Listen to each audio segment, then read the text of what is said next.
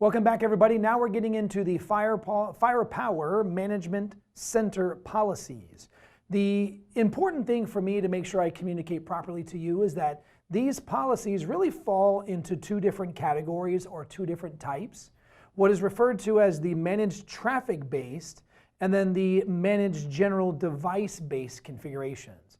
So I'm going to go at this a little bit backwards just so we can get some of the easier to review concepts over and then get into the larger, more central focused set of our concepts. So the general device configurations, as its name says, is going to be general to the device as a whole, not so much what is traveling through the device.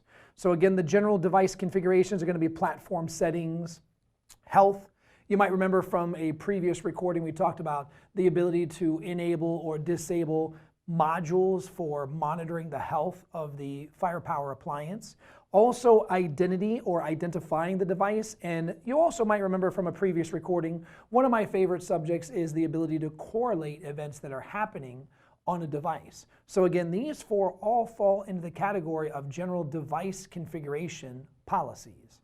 Now going again backwards into our first category of policies is again what I think of as more through, that is your traffic-based or through the device policies.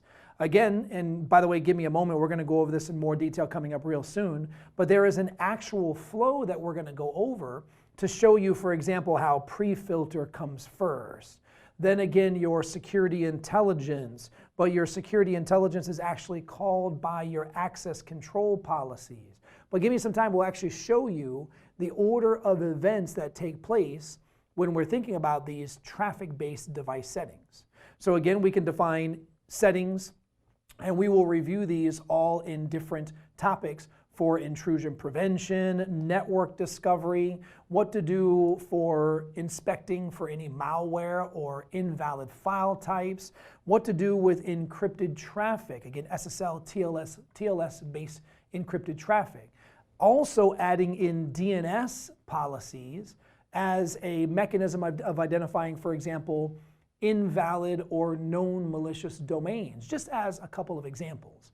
Additionally, NAT and quality of service policies, and then finishing up with network analysis policies to be able to, along the same lines of network discovery, but not only map out our network and end devices, but to analyze the traffic going through our security appliances. So one more time before we move on, we just have two basic categories of policies, whether they, in my mind, are going to be through traffic-based, or I think of this as about, but general device configuration policies. So a little bit more. Remember again, I want to stress, you just have to hit the I believe Isaac button, but all of these and more are going to be what we go over in our topics to follow. We got a long way to go and a short time to get there.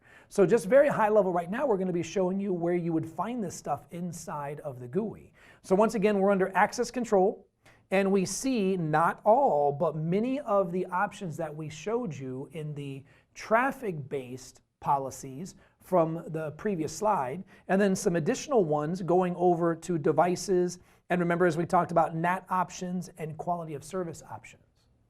This was the flow, actually I should say, this is part of the larger flow that we're going to show you as our topics progress. But this was the flow that I had in mind a couple of slides ago when I said, trust me, we're going to show you where all of these things fall in the chain of events as you're configuring different features. So please note again here, and by the way, let me pause. I'm not going to go over any of this right now in incredible detail, because coming up in a couple of slides, we're going to give you some call outs on what each of these steps do in the flow. So once again, I just want you to know that there is a flow. For example, pre-filter, security intelligence, which by the way, let me pause. Security intelligence is not a separate point of configuration, a separate module for lack of a better term. It's actually a set of features that's called by your access control policies. Again, we have SSL policies, one more time, access control, or excuse me for a moment, what the slide a moment ago simply referred to as ACP, access control policies, where we can again filter based upon DNS policies. Guys, we could even, especially if we want to identify a group of sources, when communicating, for example, one of many, many examples, on a group of ports, we can go in and create various objects to identify those sources and those ports. And don't worry, one more time, we have entire topics just on each of these. And then additionally, what we can do is after this traffic is processed and passed by the access control policies, we can do even further inspection, as the slide is telling us. Maybe again, as we mentioned, malware, file type and file contents, and even our intrusion prevention or our IPS operations. So this is what I meant a moment ago by I'm not going to go over all the details on the last slide because we're going to give you even greater details now. And just wait for it, even greater details, if there is such a word, even greater still details and other topics to follow. So one more time, guys, our pre-filter policy, in my mind, I still remember back to when I was first learning this. Pre-filter, of course, is coming especially before the other security filter mechanisms. And folks were able to go in and do very, very broad, very rote blacklisting of maybe known malicious IPs. My favorite one is known malicious domains and domain contents, or even URLs. We're able to go again here and block the traffic before any other mechanism is even kicked in. Now let me pause for a moment, because one of the things that you haven't seen yet in the videos before this, but I promise you will see in the videos to follow, is I like to go over philosophies a lot. Remember, as I said earlier, we can all read. I'm not just here to read this stuff to you. I'm here to try to communicate and convey this stuff to you for better understanding. So get ready. I like to philosophize. I know that's not a word. I like to go over things philosophically quite a bit.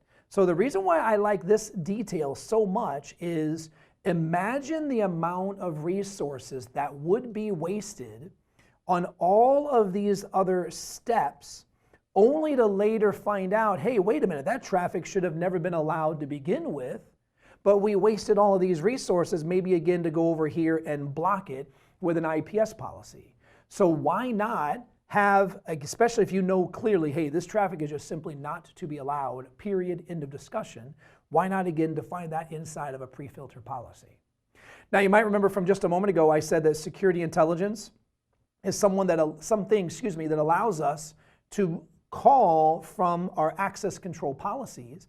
And folks, simply put, is it allows us to do, I like the keyword further or further access control. It allows us to apply other intelligent level security options to the traffic from within inside of an access control policy. So just be aware, even though they're showing it first, it is actually a mechanism that's called by the access control policy. From an SSL TLS policy perspective, this literally allows us to define how are we going to treat SSL, TLS encrypted traffic. Do we want to again decrypt that traffic first and then also apply policies to the decrypted SSL, TLS traffic? Folks, our access control policies, or once again from 2 slides ago, the ACP mechanism. We can't say ACP policy because that's like saying Nick Card. So the ACP mechanism allows us to do application control in a traditional ACL all the way on up to layer 7 of the OSI model, so deep packet inspection. Again, with actions like block, inspect, or trust, and trust me, speaking of trust, we're going to go over that in more detail coming up real soon. And then lastly here, as we've already mentioned, our ability to add malware and file inspection policies, as well as IPS that we went over from the last the last slide. So I want to say it one more time before we move on. This is just if you ask me, the high level, what steps, what inspections, what features kick in at what level in all this.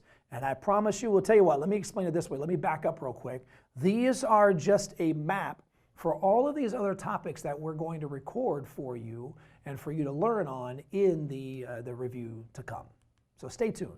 All right, now we're backing up a little bit, being a little bit more general, and we're talking about a scenario where we've created these different policies, you know, those 2 categories of policies that we just discussed, and now what we want to do is actually deploy it to the device.